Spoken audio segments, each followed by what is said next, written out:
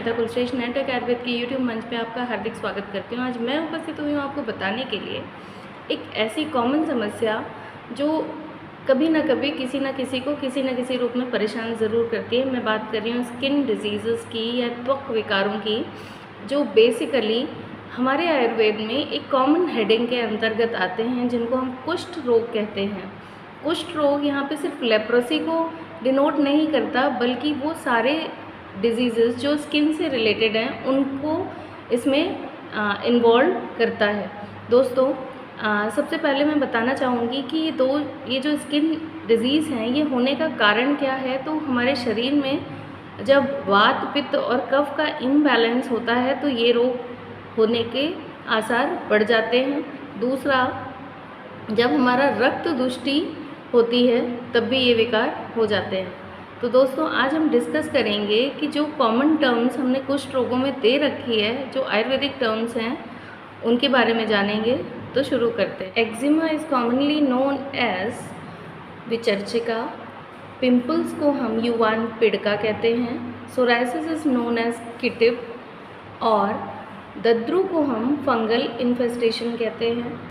Urticaria is शीतपित्त, vitiligo को हम श्वित्र रोग कहते हैं जिसमें सफ़ेद दाग हो जाते हैं, और कंडू यानी कि खुजली, इचिंग और बॉयल्स, ये बहुत ही कॉमन होने वाली स्किन डिजीज़ हैं। ऐसे स्किन डिजीज़ होने का जो लोग बहुत ही प्रेफर करते हैं ऑयली और स्पाइसी खाने को, उनको हो सकता है ये त्वक विकार। कॉन्स्टिपेशन हो, डाइजेशन इम्प्रॉपर हो, स्ट्रेस हो, स्लीप साइकिल्स डिस्टर्ब्ड हों, बहुत ज़्यादा शुगरी और सिरपी चीज़ें खाने के शौकीन हों, फ्राइड फूड्स बहुत ज़्यादा लेते हों और उनकी ब्लड में ऑलरेडी इम्प्योरिटीज़ प्रेजेंट हो, तो उनको हो सकते हैं स्किन डिजीज़ बहुत इजीली। तो आइए जानते हैं ट्रीटमेंट पार्ट के बारे में। सबसे पहले तो ऐसे मरीज़ों को हमें रक्त शोधन यानी कि ब्लड को जो इम्प्योर हो चुका है उसको प्योरिटी की तरफ लाना है। तो जो हर्ब्स ये काम करती हैं उसमें आता है नीम, गिलोय, हल्दी, मंजिष्ठा, खदिर आदि। ऐसे मरीज़ों के मेटाबॉलिज्म पे हमें काम करना है, डाइजेशन को प्रॉपर करना है और उनके शरीर से आम विष यानी कि टॉक्सिन्स को बाहर करने की हर थेरेपी में बेस्ट है रक्त मोक्षण। अगर लोकलाइज्ड कोई प्रॉब्लम है, अगर हम विरेचन देते हैं तो उससे भी काफ़ी आराम मिलता है। और तीसरा है लेपम यानी कि लेप लगाने की प्रक्रिया को, जिससे कि स्किन डिजीज़ में काफ़ी आराम मिलता है। आइए जानते हैं स्किन डिजीज़ के रिगार्डिंग कुछ ऐसे होम रेमेडीज़ जो आप इजीली कर सकते हैं, जिससे आपको स्किन डिजीज़ अगर हो चुके हैं तो काफ़ी रिलीफ मिलता है और अगर नहीं हुए तो आगे नहीं होते। तो सबसे पहले you have to take bath with neem water. Neem के पत्ते को बॉईल करके उसके पानी से अगर आप स्नान करते हैं तो काफ़ी हेल्पफुल होता है। अगर आप डेली प्लेंटी ऑफ वाटर पीते हैं, पानी की कमी नहीं होने देते, तब भी काफ़ी आराम मिलता है।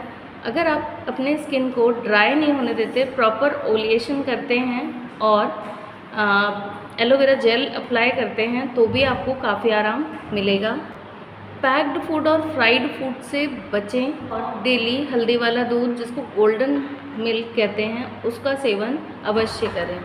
आइए जानते हैं हमें अवॉइड क्या करना है। तो अवॉइड करने के लिस्ट में सबसे पहला नाम आता है sugary drinks, cold drinks, fried food, packed food, oily and spicy food हमें सेवन नहीं करना है। दही का सेवन रात में विष समान होता है, इसलिए दही का सेवन रात में बिल्कुल ना करें। आयुर्वेद में ये वर्जित है। जो फूड रिकमेंडेड है उसमें green leafy vegetable, fresh fruits आप सेवन कर सकते हैं। Light and easily digestible diet आपको सेवन करनी है। गर्म पानी का सेवन करें और आंवला नित्य सेवन करें, इससे आपकी स्किन में इम्प्रूवमेंट होता दिखेगा।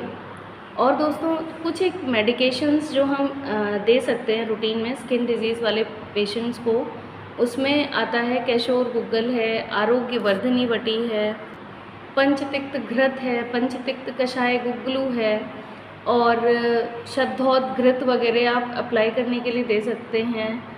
दशांग लेप भी इचिंग, स्वेलिंग में बहुत अच्छा काम करता है। तो दोस्तों, ये तो था मेरा वीडियो रिगार्डिंग स्किन डिजीज़। आपको कैसा लगा मुझे कमेंट बॉक्स में लिख के ज़रूर बताइएगा। ऐसे ही जानकारीप्रद वीडियो के लिए बने रहिए मेरे साथ। मिलते हैं नेक्स्ट वीडियो में, तब तक के लिए नमस्कार, धन्यवाद।